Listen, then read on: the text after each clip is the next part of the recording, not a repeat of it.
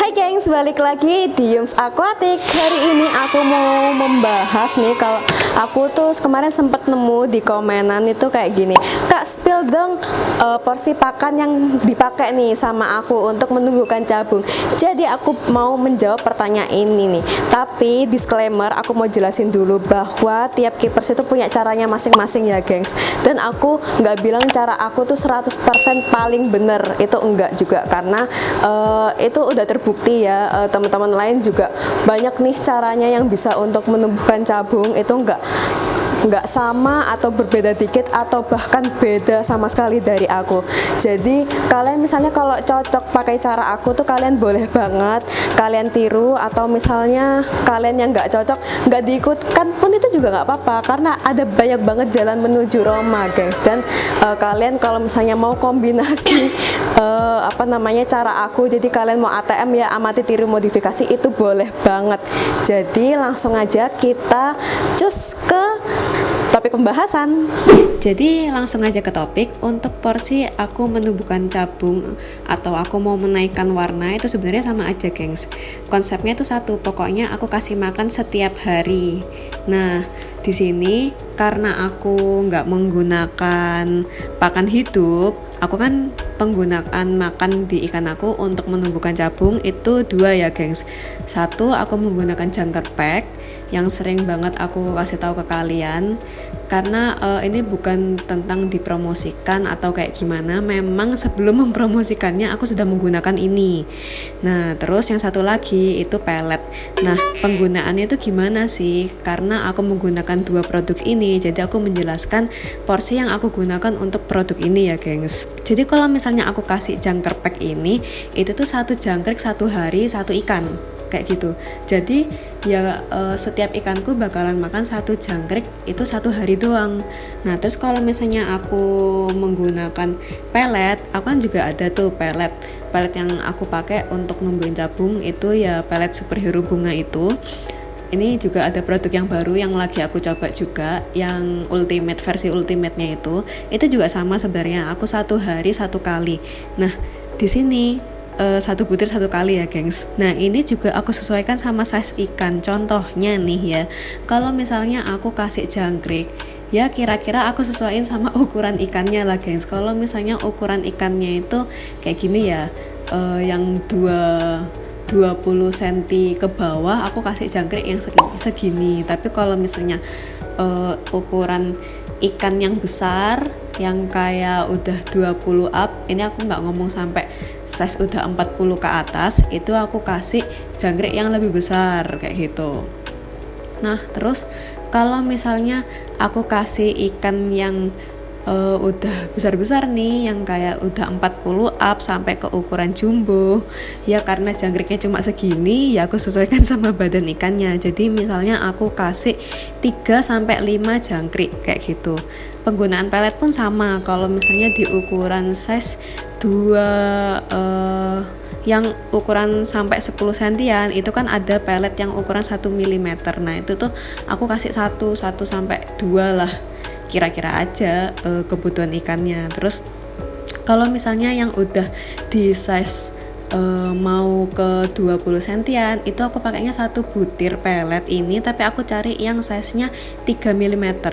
Nah kalau udah di atas 20, aku bakal kasih yang pellet ukuran 5 mm, tapi 1 butir juga kayak gitu. Nah itu pun sama, kalau misalnya aku kasih yang udah di size 40 up sampai jumbo, ya karena pelletnya cuma segini, otomatis aku harus kasih agak banyakan kan, karena kebetulan juga pellet ini size nya cuma segini. Sebenarnya ada sih yang jumbo, tapi aku belum nyoba juga. Itu aku kasih mungkin 3-5 juga sih, 5 butir pellet gitu, karena kan pelletnya ini lumayan besar gitu ya, kalau dikumpulin dia cukup lah buat satu hari satu kali makan kayak gitu. Nah di sini kan aku bilang kalau misalnya aku nggak menggunakan pakan hidup gengs. Jadi di sini alasanku itu untuk menjaga proporsional tubuh si ikan ya, karena aku nggak kasih ikan ini puasa, setiap hari dia makan tapi porsinya tuh kecil kayak gitu. Nah, kalau misalnya produk-produk yang dijual orang-orang itu kan, ya pasti kan udah disesuaikan sama kandungan gizinya. Kita berpikir balik gitu aja ya. Ya pasti ada produk yang dijual entah nggak menyesuaikan itu, ya selalu ada gengs yang kayak gituan. Makanya kita cari yang pasti aja. Kalau udah ada yang cocok, ya silahkan dilanjutkan kayak gitu. Nah, pikiran baik kita adalah semua produk yang dibuat itu kan pasti udah disesuaikan kebutuhan gizi si ikan. Jadi yang perlu kita lakukan itu ya sebenarnya cuma konsisten sama sabar. Makanya aku selalu bilang ke teman-teman, gimana sih cara numbuhin cabung, cara ngaapin warna. Aku selalu bilang yang penting sabar aja dan konsisten aja. Soalnya kalau misalnya dicobanya sekali, 2 kali doang atau cuma sebulan doang, kalian nggak bakal bisa lihat hasilnya gengs. Karena ya itu tadi, kalau kita mau lihat hasilnya itu ya kita harus konsisten, sabar, dan nggak ada hasil yang instan gitu ya gengs. Nah di sini tuh aku mau kasih tahu juga, apakah pelet kita misalnya kalau pakai penggunaan keringan aja atau yang kayak pelet-peletan gitu, itu asli nggak bisa bikin gendut sama sekali. Menurut aku gini, bukan nggak bisa bikin gendut, itu kan sebenarnya tentang porsi ya gengs. Kalau misalnya bisa bikin gendut atau enggak, itu bisa, karena logikanya gini nih, entah itu mau kucing yang kita kasih makan pelet tuh ya, entah Whiskas, entah Meo atau apa, itu kan pelet. Kucing juga bisa gendut kan. Terus kayak manusia aja nih, kalian mau makan keripik gitu tapi setiap hari dan porsinya banyak banget, itu kan bisa. Jadi yang bikin gendut itu kan tentang lemak ya gengs. Nah ada banyak banget yang bisa menjadikan lemak kayak gitu. Nah kalau mau dibahas ini panjang banget. Jadi intinya balik lagi ke porsi. Pakan kering pun tanpa kalian atur porsinya juga bisa bikin gendut gitu gengs. Nah jadi kalau misalnya kalian yang mau pakai pakan hidup, itu juga bisa kok sebenarnya. Karena kan ada juga kiper-kiper nih ya yang treatmentnya itu misalnya nggak pakai pakan kering yang kayak misalnya tadi aku bilang ya, entah jagrik, maggot, atau misalnya apa nih ya, udang atau perpeletan nggak pakai sama sekali, itu juga ada loh. Tapi yang teman-teman misalnya dikasih keringan aja terus selingan pakan hidup itu juga ada, dan cabung itu juga tetap tumbuh kayak gitu. Jadi sebenarnya kita ngaturnya itu di porsi sama kalau misalnya yang full pakai pakan hidup atau banyak dengan penggunaan pakan hidupnya, itu atur aja jadwal puasanya. Jadi gini kok, kalau misalnya aku di sini nggak bilang pakan hidup itu jelek sama sekali, ya kayak jelek banget, itu enggak. Karena benar pakan hidup itu bagus karena kandungannya kan masih murni dan belum berkurang ya. Beda kalau misalnya udah diproduksi, udah mengalami proses pemanggangan atau apa namanya, pemuaian atau apalah, pokoknya itu udah melalui proses pemanasan, otomatis kandungan yang ada di dalam pakan hidup itu kan pasti juga menguap gitu loh gengs. Jadi mengurang gitu, istilahnya dari yang 100% jadi mungkin tinggal 70 atau 30%. Nah tapi itu kan artinya kalau misalnya kalian mau menggunakan pakan hidup, itu kan karena masih murni nih, istilahnya masih full power ya 100%. Nah kalian itu harus atur di ininya atur porsi sama jadwal puasanya. Karena kalau misalnya kalian kasih makan terus, itu tuh juga dengan yang tadi aku bilang ya, kandungannya masih maksimal banget nih, otomatis ikan juga lebih mudah cepat gendut. Bukan berarti langsung gendut gitu, enggak, mudah cepat gendut gitu gengs.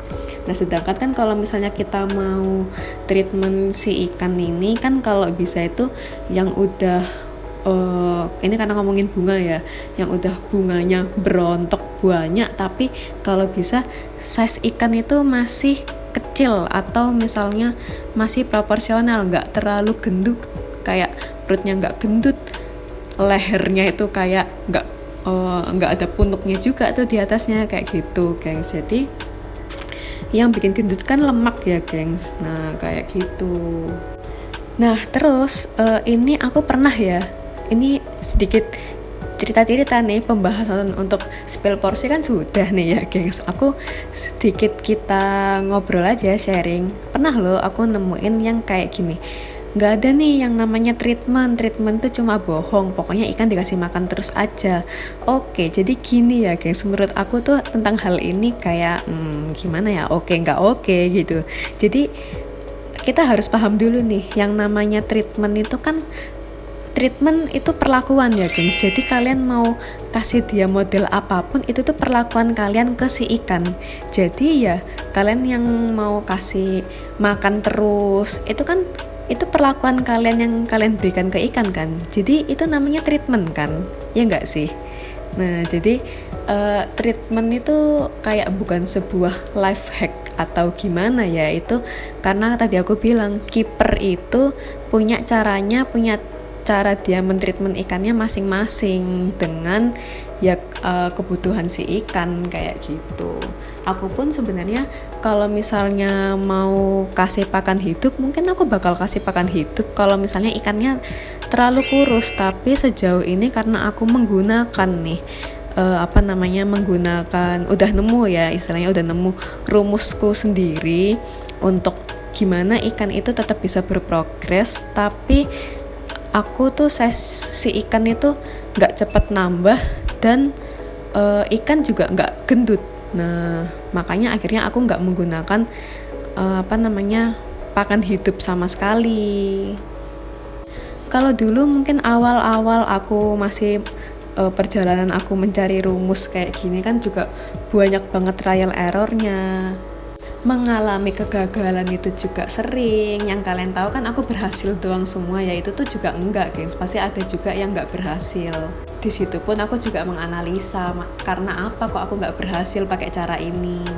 Jadi ya buat teman-teman yang mungkin dirasa bisa cocok dengan cara perlakuan aku ke ikan-ikan aku, itu silahkan kalian mencoba gitu, atau kalian mau istilahnya apa ya, ATM, amati tiru modifikasi, silahkan juga, karena setiap keepers dan kalian sendiri pasti punya caranya masing-masing gengs. Dan apapun itu tuh semua bagus, pokoknya kalian perhatikan nih dari si ikannya sendiri, apakah si ikan itu nyaman dengan perlakuan yang kalian berikan atau enggak. Karena seperti yang aku bilang, treatment untuk menumbuhkan cabung, menaikkan warna, itu tuh bukan sekedar tentang pakan doang, tapi banyak banget kayak misalnya settingan tank atau misalnya air terutama ya guys. Karena gimana pun kalian mau ngasih perlakuan ke ikan kalian, mau model apapun, kalau misalnya si ikan nggak nyaman nih ya, terutama sama airnya, ya ikan juga agak kurang oke gitu disuruh dia, kalau misalnya manusia nih jadi yang pinter atau jadi yang juara ini, karena dia nggak nyaman di situ. Jadi intinya ya itu tadi ya, kalian pokoknya kalau mau treatment apapun itu harus konsisten dan harus sabar melihat hasilnya sambil kalian analisa nih mana yang kurang oke dan mana yang oke untuk kalian lanjutkan. So thank you banget udah ngikutin konten aku hari ini. Semoga aku bisa ngasih konten yang banyak bermanfaat ataupun menghibur buat kalian. Jangan lupa kalian klik thanks di bawah dan subscribe aku, karena aku tuh subscribe aja sudah happy.